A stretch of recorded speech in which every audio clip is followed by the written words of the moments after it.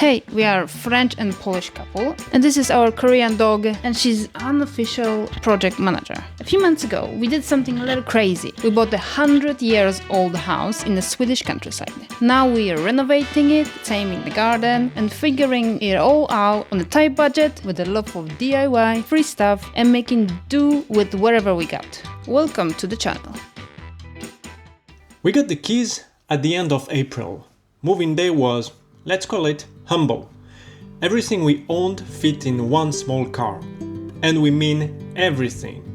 No furniture, no nothing, really. So for night one, we bought a mattress that we put directly on the floor, a washing machine, and a dusty old sewing table we found in the attic, which actually now served as our first dining table.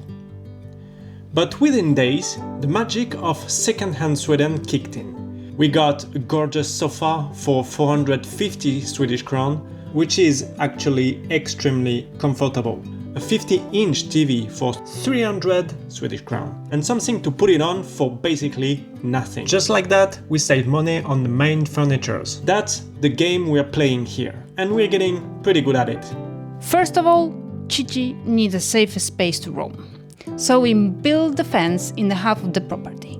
Now, in a moment of classic the quiet path decision making, we choose the smallest hammer we could find to knock in the fence posts, which, let's say, it made a simple job significantly more character building than it needed to be. Once the fence was up, we built the first gate, entirely from salvaged wood. Then came the first tool purchase. Entry level, budget, and yes, it burned out in the very first use. After swapping it out, we built the second gate for the main entrance, again all reclaimed timber. A few weeks in, and we are genuinely starting to master the art of spending as little as humanly possible. Anyway, gate done. But Chichi still couldn't get outside on her own, so we built her a ramp out of an old door we found in the shed. Took it apart, added a few free planks, assembled it. And just look at this face. Happy dog. Mission accomplished. Because beneath those angelic eyes is a fearless hunter and a very serious guard dog. The fence was non-negotiable. But to us, she's an absolute sweetness. Anyway, then came the time where we bought our first power tools. So we bought a few things, and we even bought a lawnmower. Full plastic lawnmower, but lawnmower. Started to cut things here and there, and then it was time already again to look after the garden. And then our very first harvest, rhubarb, coming in early, just like it does every spring. Not bad for week one of being farmers. So obviously we made a reserve of jam for the winter coming. Yes, because it's the whole purpose to have vegetables and fruits in the garden. But this garden was an absolute jungle at the very beginning of spring. Raspberries growing absolutely everywhere. Tasty, yes, but absolutely feral.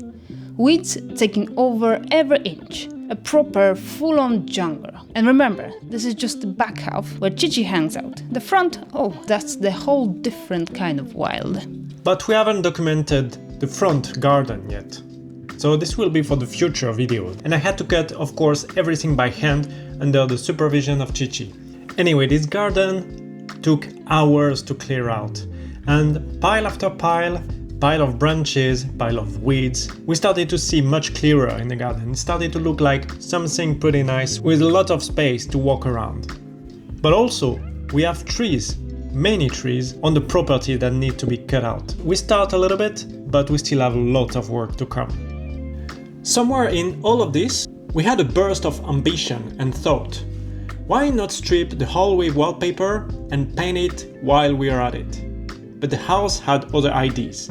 What we found behind those walls quickly reminded us that this is a 100-year-old house, and a 100-year-old house don't give up their secrets without a fight.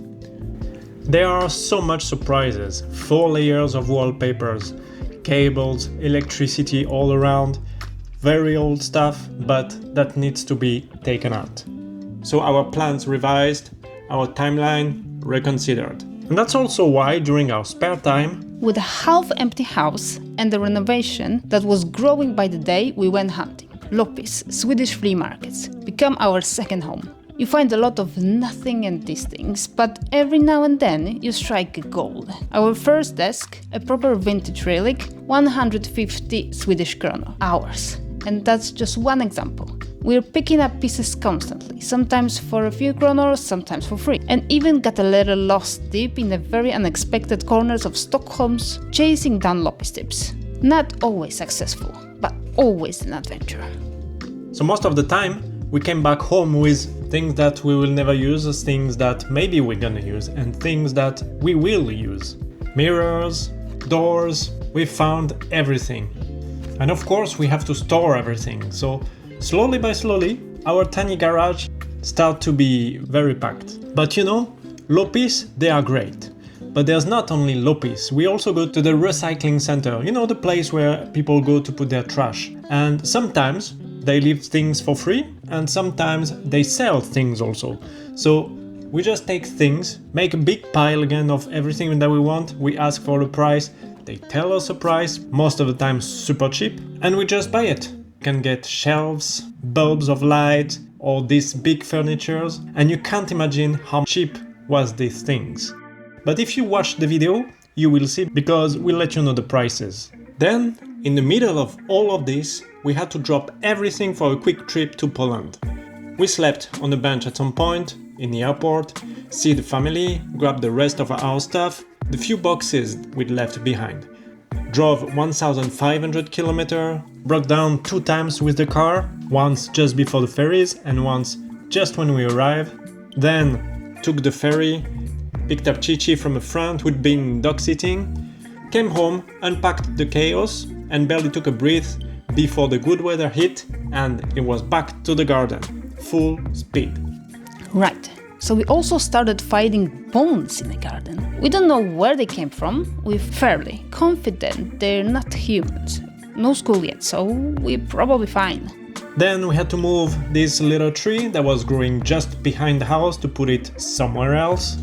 Bones aside, we took on the hedge, and honestly, it was a beast. Every parasitic little tree that has been slowly suffocating, it had to go, cut by hand. Always supervised by Chichi. But this hedge is so long, at least to do it manually.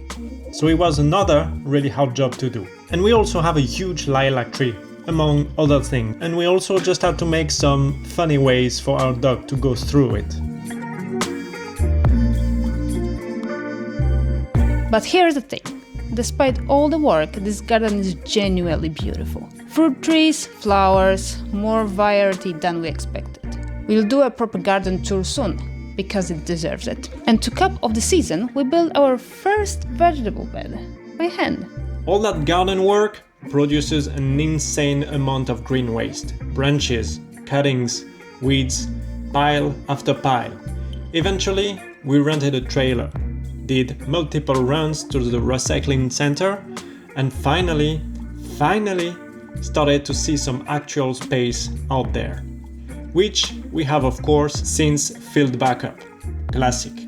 And on top of all of that, the hours of sanding, painting, fixing and building furniture from scratch to slowly make this place feel like ours. We still live among boxes. There are still more questions than answers. And luckily, we are quite handy. So we learn how to do things and we try things. If it works, it works. If it doesn't work, it doesn't work. And if we don't know, I guess we will find a way, or maybe we will ask in the comment. Maybe some of you will have answers. But something's shifting. It feels more like home every week. We're starting to really love this house. If you enjoyed this video, the others are even better. We're not really the type of the beg for subscribers, but hey, it's free. So if you want to follow among the other bones, the bad decisions, and the occasionally triumph, we'd love to have you. See you very soon. Bisous bisous.